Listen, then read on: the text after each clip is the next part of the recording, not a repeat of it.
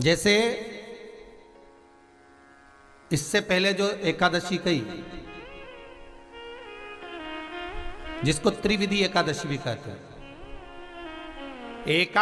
पद्म पुराण में लिखा है और विष्णु पुराण में, एकादशी के दिन द्वादशी भी पड़ जाए, एकादशी के दिन त्रयोदशी भी पड़ जाए, मतलब एकादशी, द्वादशी और त्रयोदशी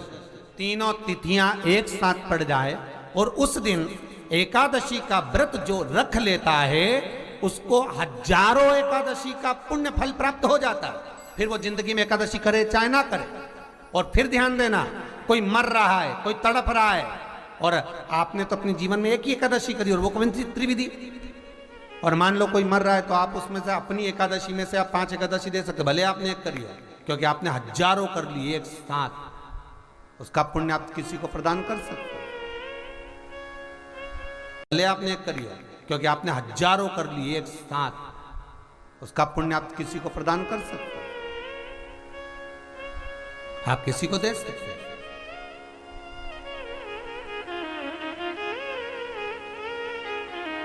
उसी तरह हे पार्वती, संसार का मनुष्य जब मुझे वो बेलपत्र समर्पित कर, वो बेल का फल समर्पित करता है,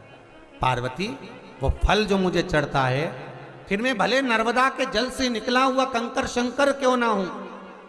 फिर चाहे मैं गंगा के जल से निकला हुआ कंकर शंकर क्यों ना हूं, चाहे फिर मैं यमुना के जल से निकला हुआ कंकर शंकर क्यों ना हूं, चाहे मैं सरयू के जल से निकला हुआ कंकर शंकर क्यों ना हूं, चाहे मंदाकिनी के जल से निकला हुआ कंकर शंकर क्यों ना हूं, हे पार्वती फिर जो भी शिवलिंग पर वो बेल समर्पित होता है, वो बेल उठाकर जीव अपने कार्य में ले सकता है। ये माँ उमा से कह रहा है। तो उस बेल की महत्वता जानेंगे। अब अपन उस बेल को जानने के लिए वापिस स्कंद पुराण में चले, तो स्कंद पुराण में लिखा हुआ है कि जो बेल बैसाख के महीने में शंकर को चढ़ाया जाता है,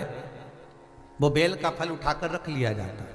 बैसाख के महीने में उस चढ़े हुए, बाकी के आपको बेल का फल खाना हो तो बात दूसरी, पर चढ़ा हुआ जो बेल का फल है वो पूरा बैसाख नहीं खाना। बैसाख के बाद में अगला जो महीना आए, उस महीने के अंदर उस फल के अंदर का गुर्दा निकालकर उसको सुखा लीजिए, और सुखाकर जिस व्यक्ति को पथरी की बीमारी हो और जिस व्यक्ति को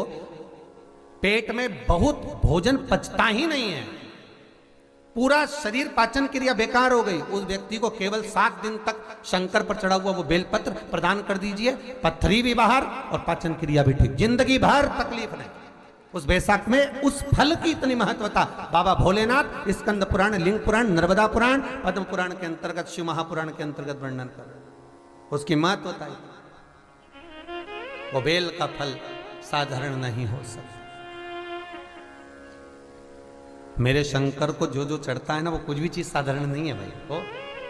मेरे शिव को जो जो चढ़ता है, जल हो, पंचामृत हो, घी हो, शहद हो, महाराज चाहे बेलपत्री हो, चाहे धतूरा हो, बाबा को जो चीज, चाहे भस्म हो, बाबा को जो चढ़ रहा है, वो कहे चपटी भभूत में है खजाना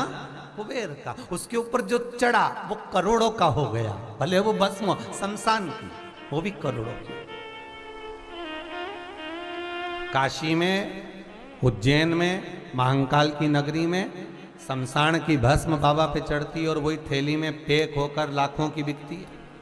और लोग उसको अपनी तिजोरी में रखते हैं। और तुम कहीं मुर्दे को जलाने जाओ